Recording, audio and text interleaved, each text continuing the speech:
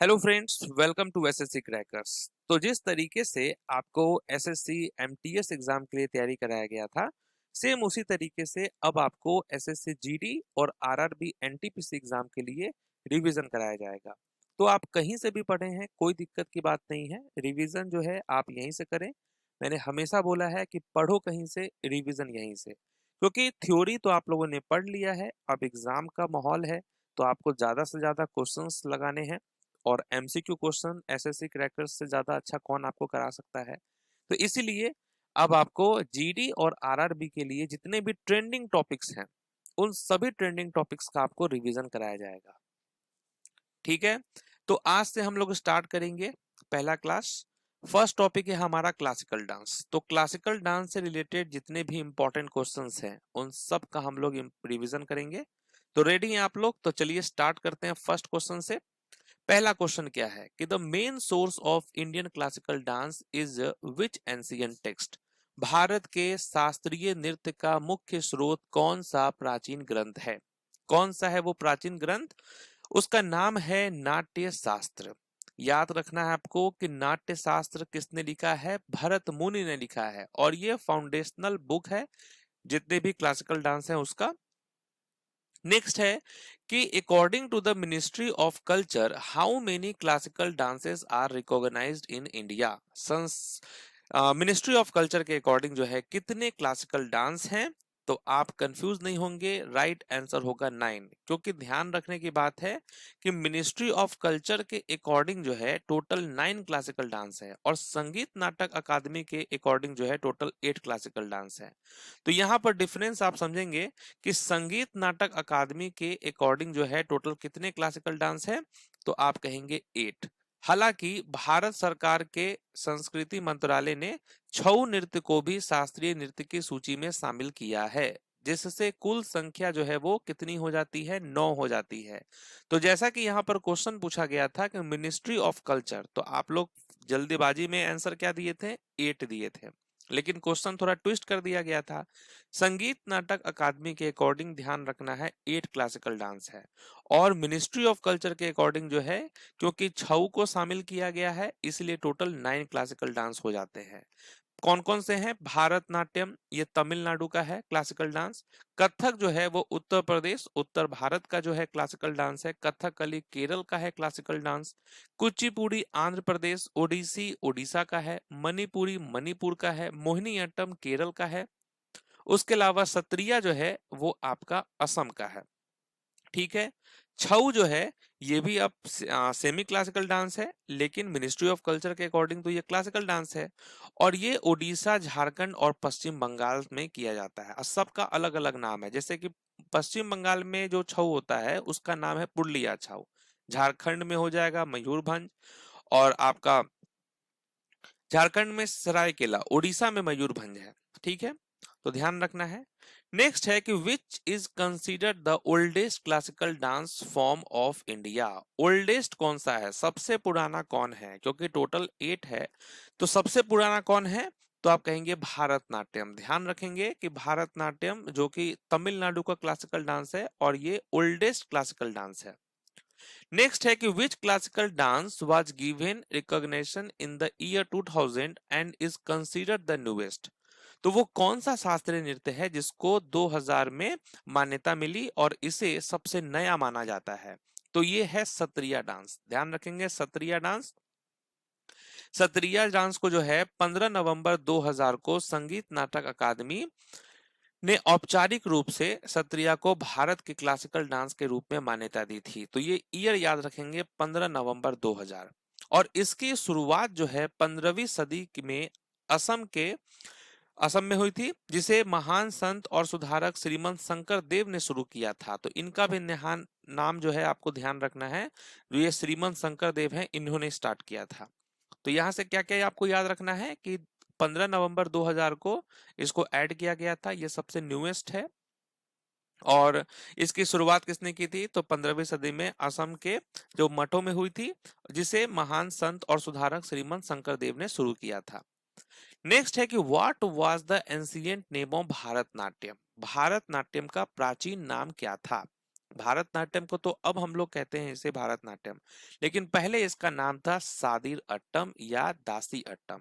Okay, इससे पहले सादिर या दासी अट्टम के नाम से जाना जाता था, जो मुख्य रूप से देवदासियों द्वारा मंदिरों में किया जाता था। ध्यान रखेंगे, मंदिरों में किया जाता था। और यह दक्षिण भारत का एक प्राचीन शास्त्रीय नृत्य शैली है, जिसे बाद में पुनर्गठित कर भारतनाट्यम नाम दिया गया। नेक्स्ट है अभिनय दर्पण किसने लिखा है। अभिनय दर्पण जो है ये किसने लिखा है, तो आप क्या कहेंगे? राइट आंसर हो जाएगा नंदिकेश्वर। अभिनय दर्पण क्लासिकल डांस के टेक्निकल पहलुओं को समझाता है और इसे नंदिकेश्वर ने लिखा है। ठीक है। नेक्स्ट है कि Bharatanatyam when a single dancer performs multiple roles it is called what. Bharatanatyam में जब एक ही नर्तक कई पात्रों का अभिनय करता है उसे क्या कहते हैं, तो आप कहेंगे एक हार्या। समझ गए, एक हार्या कहते हैं। अब यहां पर आप ध्यान से समझेंगे कि भारतनाट्यम के मामले में एक हार्य शब्द का मतलब होता है सोलो परफॉर्मेंस स्टाइल से है। ठीक है, एक हार्य शब्द का मतलब क्या हुआ? सोलो परफॉर्मेंस उस स्टाइल से है जिसमें एक ही डांसर जो है वो बहुत सारे जो है एक ही डांसर क्या करते हैं, एक मिनट, यस, एक ही डांसर जो है वो बहुत सारे रोल निभाते हैं। डांसर्स जो हैं अपनी जो कॉस्ट्यूम होती है उसको बिना बदले अलग अलग कैरेक्टर्स जैसे कि देवता, कोई भक्त या कोई नैरेटर के बीच फर्क करने के लिए चेहरे के भाव, समझे, चेहरे का जो एक्सप्रेशन होता है और जो हाथों की जो हरकतें होती हैं, मुद्राएं होती हैं, उसका इस्तेमाल करते हैं। ठीक है, तो एक ही डांसर है लेकिन वो क्या कर रहा है, मल्टीपल्स रोल निभा रहा है उस डांस को करने के लिए। समझ गए। नेक्स्ट है कि which classical dance form shows influence of Mughal या इस्लामिक कल्चर। किस शास्त्रीय नृत्य पर मुगल इस्लामी संस्कृति का प्रभाव दिखाई देता है, तो आप कहेंगे कथक। ओके, कथक जो है ये नॉर्थ इंडिया से रिलेटेड है।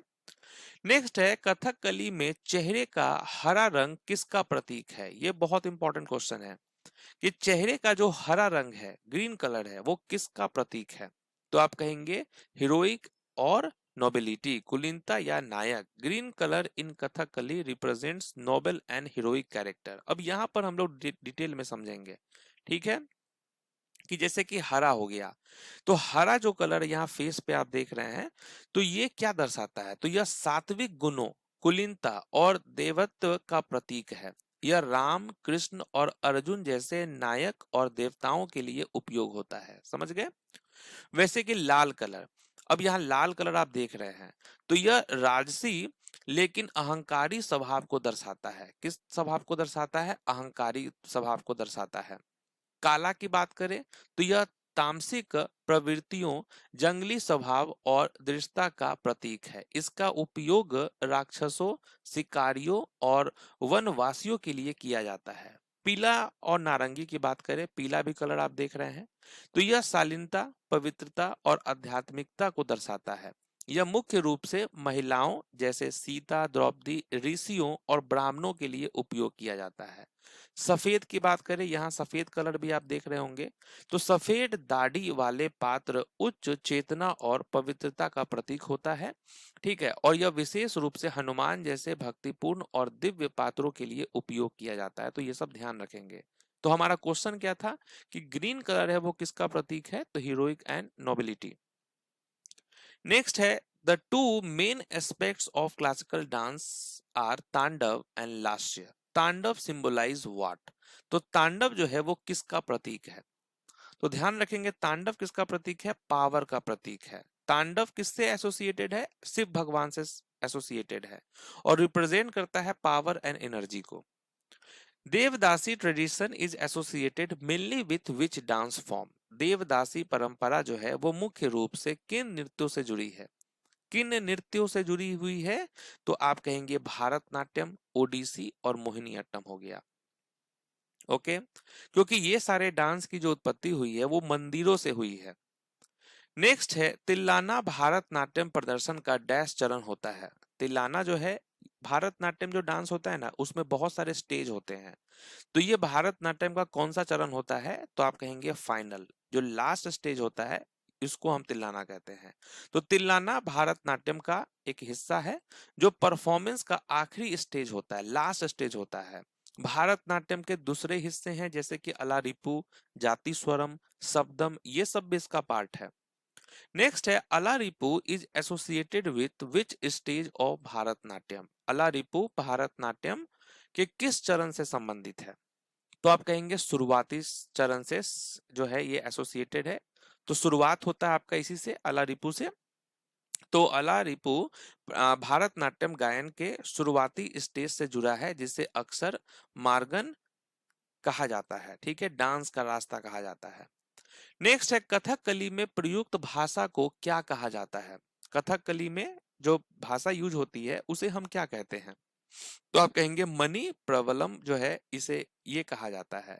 केरल का ये क्लासिकल डांस है, तो केरल के पारंपरिक डांस ड्रामा कथकली में इस्तेमाल होने वाली जो भाषा है उसको मणि प्रवलम के नाम से जाना जाता है। और ये जो मणि प्रवलम जो है ये मलयालम और संस्कृत का मिश्रण होता है, ये लैंग्वेज।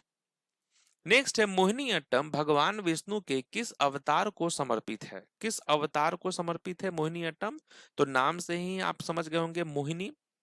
जब भगवान विष्णु ने मोहिनी का अवतार लिया था, राक्षसों को वो अमृत जो पीने जा रहा था उससे बचाने के लिए उन्होंने मोहिनी का अवतार लिया था, ठीक है। फिर भी लेकिन आप जानते ही हैं कि जो राहु है वो पी ही लिया था, लेकिन उसका सर काट दिया गया। तो मोहिनीअट्टम जो है ये भगवान विष्णु का जो मोहिनी अवतार है उससे ये नाम मिला है इसको। नेक्स्ट क्वेश्चन है सत्रिया नृत्य की शुरुआत 15वीं शताब्दी में किस संत ने की थी? वो कौन सा संत है जिसने शुरुआत की थी? तो आप कहेंगे श्रीमंत शंकर देव नाम है इनका। नेक्स्ट है कथक में कौन सा तत्व सबसे महत्वपूर्ण होता है? In Kathak which element is most important? तो आप कहेंगे फुटवर्क एंड घुंघरू साउंड। समझ गए, फुटवर्क और घुंघरू साउंड इसमें बहुत इंपॉर्टेंट है। Which classical dance form is associated with the state of Kerala? Kerala का शास्त्रीय नृत्य कौन सा है? दो है, एक तो कथकली है, दूसरा आपका मोहिनीअट्टम है।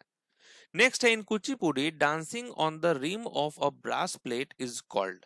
कुचिपुड़ी जो डांस है उसमें पीतल की थाली के किनारों पर नृत्य करने को क्या कहा जाता है? जैसे यहाँ प्लेट आप देख रहे होंगे और इसमें देख रहे बैलेंस किया जा रहा है। तो कुचिपुड़ी में पीतल की थाली के किनारों पर नृत्य करने को क्या कहते हैं? तो आप कहेंगे तरंगम, ठीक है, तरंगम होगा राइट आंसर।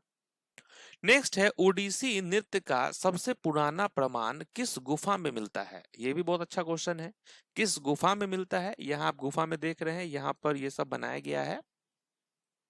तो ये कौन सा है? उदयगिरी और खंडगिरी गुफाएं ध्यान रखना है, उदयगिरी और खंडगिरी। तो ओडिसी डांस के सबसे पुराने आर्कियोलॉजिकल सबूत वो भुवनेश्वर के पास उदयगिरी और खंडगिरी गुफाओं से मिले हैं, ठीक है। तो ये गुफाएं हैं ना, यहां से इसको मिला है, जो दूसरी सदी के हैं। खास तौर पर उदयगिरी में जो रानी गुफा यानी कि रानी की गुफा जिसमें म्यूजिशियन और डांसर ऐसे पोस्टर में दिखाए गए हैं, जो ओडिसी डांस स्टाइल के शुरुआती रूपों के तौर पर साफ तौर पर पहचाना जा सकता है। नेक्स्ट है कि किस शास्त्रीय नृत्य में कलाकार जो है वो भारी मेकअप और विस्तृत मुखौटों का उपयोग करते हैं? ये कौन सा है? तो आप कहेंगे कथकली। नेक्स्ट है त्रिभंग मुद्रा मुख्य रूप से किस नृत्य से संबंधित है? त्रिभंग मुद्रा, ये जो आप देख रहे हैं ना, ये त्रिभंग मुद्रा है, तो आप कहेंगे ओडिसी। त्रिभंग आसन मुख्य रूप से भारतीय क्लासिकल डांस फॉर्म ओडिसी से जुड़ा है। शरीर, गर्दन, कमर, यहां देखिए शरीर हो गया, कमर हो गया और गर्दन। शरीर, गर्दन, कमर और घुटने से मुड़ा हुआ है, जिसे एक हल्का एस आकार बनता है, एस आकार बनता है, इस टाइप का आकार बनता है, ठीक है। नेक्स्ट है कि जागोई और चोलम किस शास्त्रीय नृत्य के दो प्रमुख भाग हैं? जागोई और चोलम, तो आप कहेंगे मणिपुरी। नेक्स्ट है कथक नृत्य की कौन सी शैली गायन की ठुमरी विधा से जुड़ी है? Kathak style is associated with the singing style thumri.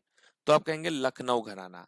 ठीक है, तो कथक का 4 प्रमुख घराना है, जयपुर, लखनऊ, बनारस, रायगढ़। और ये ठुमरी जो है ये लखनऊ से रिलेटेड है। लखनऊ, जयपुर और बनारस किस नृत्य के प्रमुख घराने हैं? तो ये किसके प्रमुख घराने हैं? कथक के हैं। गोटी पुआ परंपरा किस नृत्य से संबंधित है? Gotipua tradition is related to which dance form? तो आप कहेंगे Odissi. Gotipua is an early form of Odissi performed by young boys dressed as female.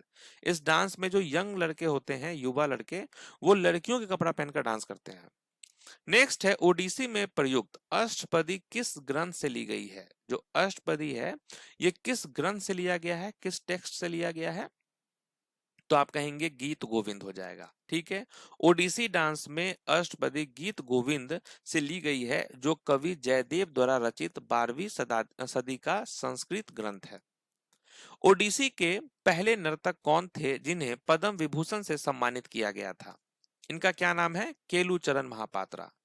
कौन सा शास्त्रीय नृत्य मुद्रा और अभिनय के माध्यम से कथा प्रस्तुत करता है? तो ये है आपका भारतनाट्यम। ओडिसी नृत्य का प्रारंभिक रूप मंदिरों में सेवा करने वाली महिलाओं द्वारा किया जाता था, उन्हें क्या कहा जाता था? ठीक है, तो उन्हें क्या कहा जाता था? महारी। ध्यान रखना है, महारी।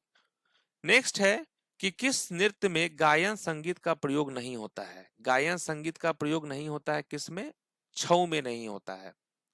चलिए, तो यहाँ पर हम लोगों ने क्लासिकल डांस के इंपॉर्टेंट क्वेश्चंस का रिवीजन किया है। आप लोग टेंशन बिल्कुल नहीं लेना है, एग्जाम से पहले तक आपको सारे इंपॉर्टेंट ट्रेंडिंग टॉपिक्स का रिवीजन आपको कराया जाएगा फुल जोश के साथ। ठीक है, तो एकदम आप लोगों को मन लगा के रिवीजन करना है। आप कहीं से भी पढ़िए, कोई दिक्कत की बात नहीं है। रिवीजन के लिए बस एसएससी क्रैकर्स का वीडियो आएगा, उसको खोलिए और देखना स्टार्ट कर दीजिए। मिलते हैं नेक्स्ट वीडियो में, तब तक के लिए ऑल द बेस्ट।